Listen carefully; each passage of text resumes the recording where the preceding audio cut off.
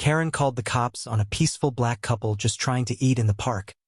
But when the president stepped out of that SUV and walked toward them, her world crumbled in front of everyone. Imagine this.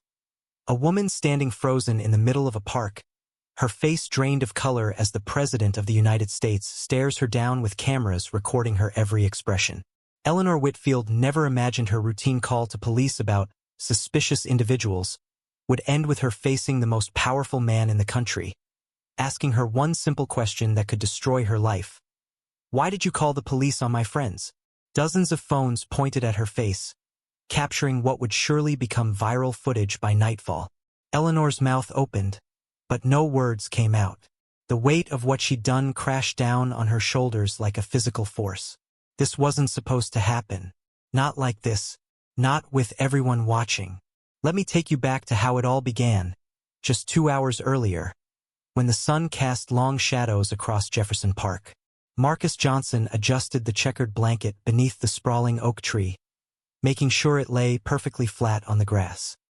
His fingers lingered on the woven fabric his grandmother had gifted them for their wedding. 5 years together, and today was about celebrating every moment of their journey. Amara's laugh carried across the gentle breeze as she approached, wicker basket in hand, her yellow sundress catching the afternoon light. Her free hand rested on the small bump of her belly, just beginning to show at 4 months. Their miracle after 2 years of trying. "You won't believe what your son did this morning," Amara said, setting down the basket carefully. "He kicked so hard I spilled coffee all over those case files I was reviewing." Marcus's face broke into that smile that still made her heart flutter after all these years. His eyes crinkled at the corners behind his wire-rimmed glasses, the distinguished gray at his temples catching the sunlight. The youngest partner at his law firm, respected throughout the city, with arguments before the Supreme Court already under his belt. Amara unpacked the gourmet picnic she'd spent all morning preparing, her surgeon's hands moving with practiced precision. The same hands that had saved countless lives during her residency, now carefully arranging strawberries in a perfect circle around a wheel of brie. Their perfect day at the park was meant to be a rare escape from the pressures of their high-profile careers. A moment to breathe before the baby came and changed everything. But they should have known better. Just 3 weeks ago, a security guard had followed Marcus through the entire department store where he was buying Amara's anniversary gift. Last month, a nurse had questioned how Amara could afford the premium birthing suite at the hospital where she performed surgeries every day. Small cuts that never quite healed. From 50 yards away, Eleanor Whitfield watched through narrowed eyes. At 63, she'd lived in the same house across from Jefferson Park for 23 years and considered herself its unofficial guardian. Her neighborhood watch position gave her purpose after her husband's death. Her daily patrols and frequent calls to local authorities had earned her the nickname Karen among younger residents. These people didn't look like they belonged in her park. Not in the good section with the best view of the lake. And was that alcohol? Eleanor's jaw tightened as she watched the man pour something into crystal glasses. There were rules about such things.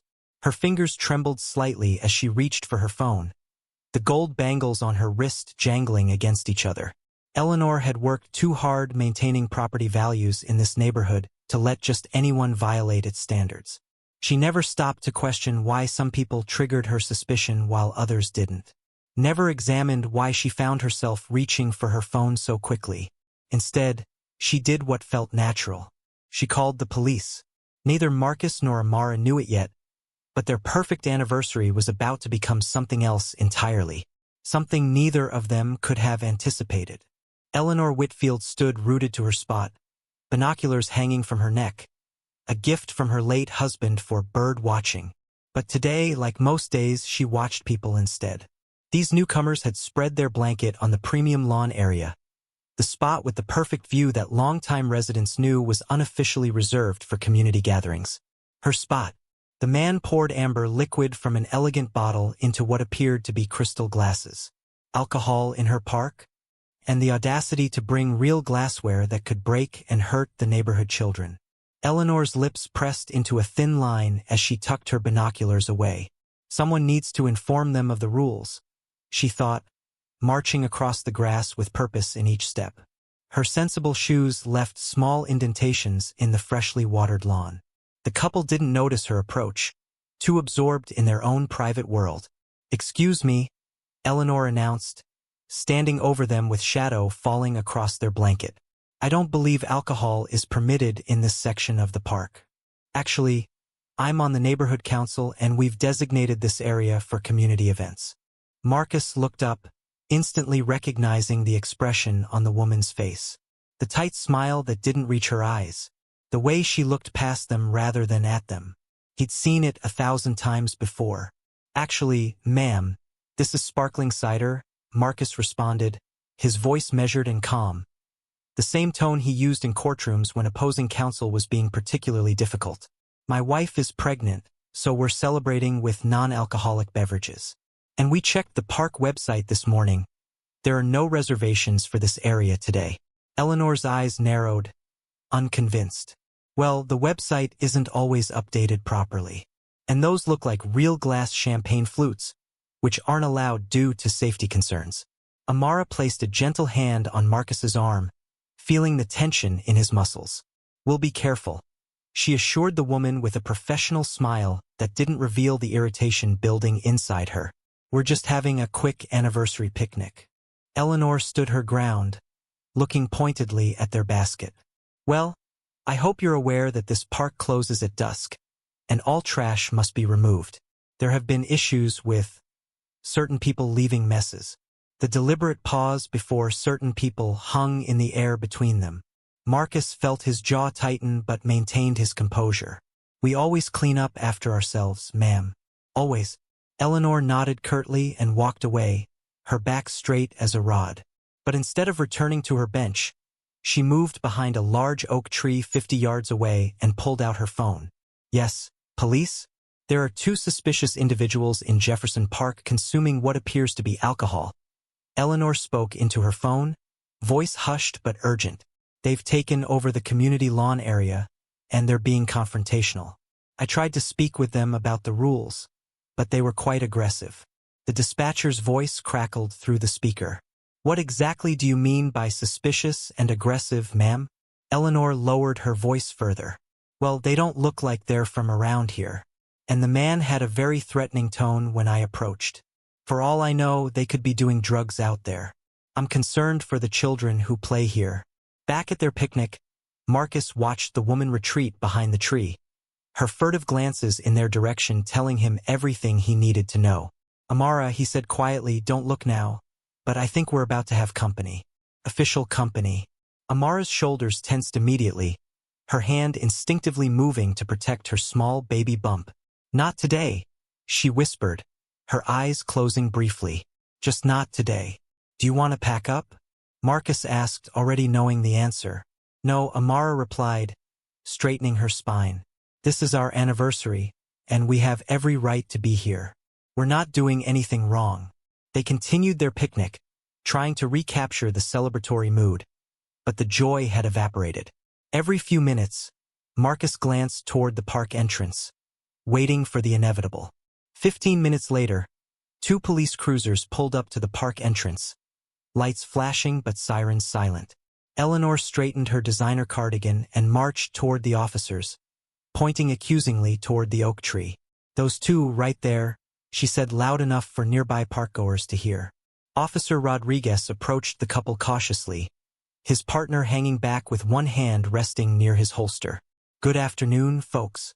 We received a complaint about alcohol consumption in the park and some concerns about aggressive behavior." Marcus nodded calmly, his hands visible on his lap, a habit ingrained since his father first explained how to survive police encounters as a black man in America. "Officer, this is sparkling cider, completely non-alcoholic. My wife is pregnant. We're celebrating our anniversary." Rodriguez glanced at the bottle, clearly labeled as non-alcoholic cider. He shifted uncomfortably, aware of the eyes watching them. "Congratulations on both counts. Still, we need to check your belongings if you don't mind." Other parkgoers had begun to notice the confrontation. A young woman walking her dog slowed her pace, phone discreetly raised. A father with 2 children on the playground turned to watch, brow furrowed in concern. "Is there a problem, officer?" The man with children called out, moving closer. "Just a routine check, sir," Rodriguez replied, increasingly aware of the optics of the situation. 2 officers confronting a well-dressed black couple having a picnic while the white woman who called stood nearby with arms crossed. "Tell you what, folks," Rodriguez said, turning back to Marcus and Amara. "I can see the label clearly. As long as everything stays calm here, we'll be on our way soon." Eleanor stepped forward, indignation rising. But they were being confrontational, and they're in the community space. One of the teenagers who had been skateboarding nearby laughed loudly. "Lady, it's a public park. They're literally just eating cheese." As Officer Rodriguez awkwardly tried to defuse the situation, a distinctive sound cut through the air. The rhythmic thump-thump-thump of helicopter rotors grew louder by the second. Heads turned skyward as not 1 but 2 sleek black helicopters appeared over the treeline, circling the park in a coordinated pattern. "What the hell?"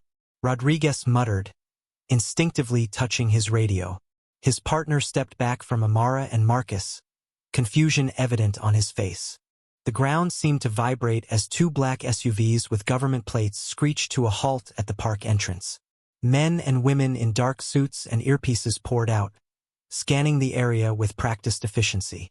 3 more police cruisers arrived, lights flashing, followed by a gleaming limousine flying small presidential flags. The crowd that had gathered to watch the confrontation now grew exponentially, phones raised high to capture whatever was happening. The tension in the air shifted from confrontational to electric with anticipation. Eleanor Whitfield stood frozen, her complaint forgotten as she watched Secret Service agents establish a perimeter around the park. "This can't possibly be related to my call," she thought, a flutter of anxiety rising in her chest. The rear door of the limousine opened, and a moment of hushed silence fell over the crowd. President Michael Jackson stepped out, straightening his tie with a practiced movement. The first black president since Obama cut an imposing figure in his tailored suit, his expression shifting from official to delighted as his eyes scanned the park.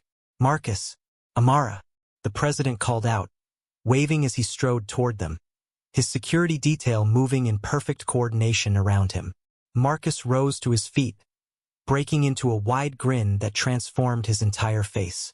"Mr. President, you made it." The collective gasp from onlookers was audible.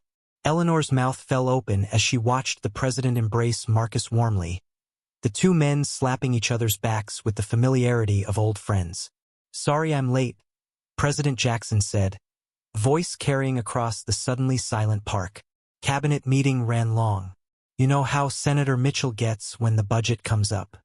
He knelt down on the blanket without concern for his immaculate suit pants.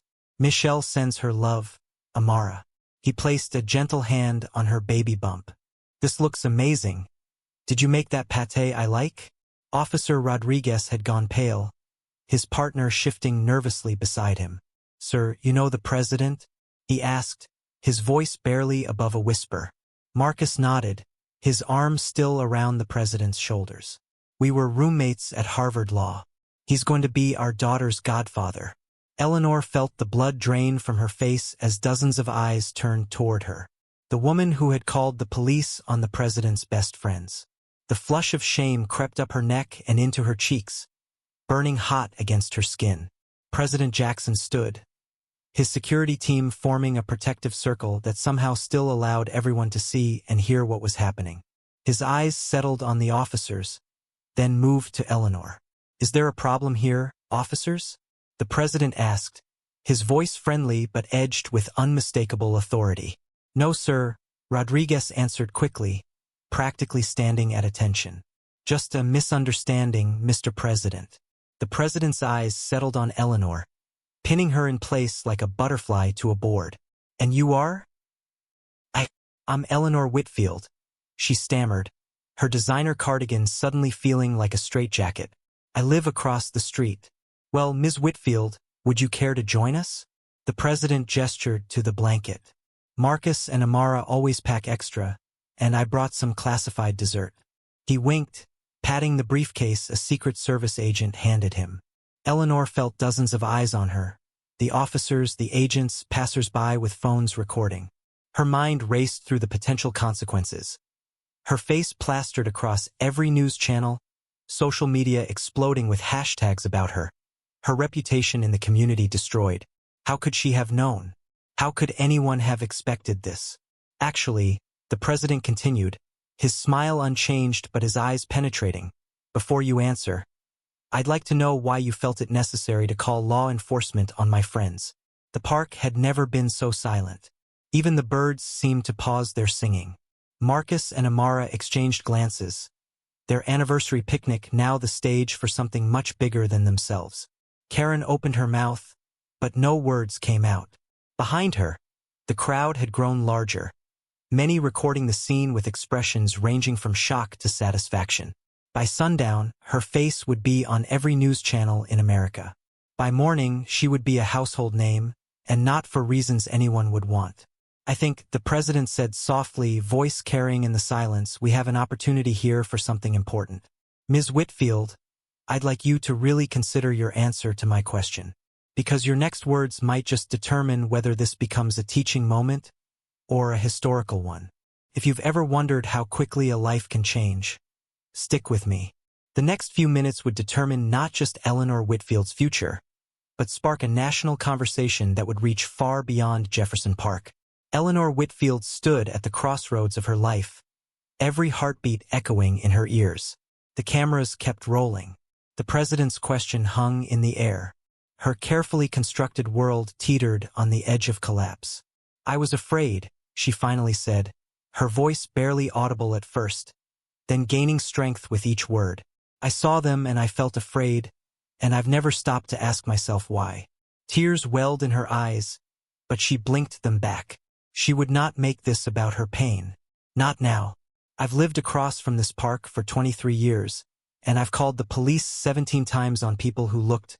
She paused, forcing herself to say the words. On black people who weren't doing anything wrong. People having barbecues, playing music, existing in a space I somehow decided belonged more to me than to them.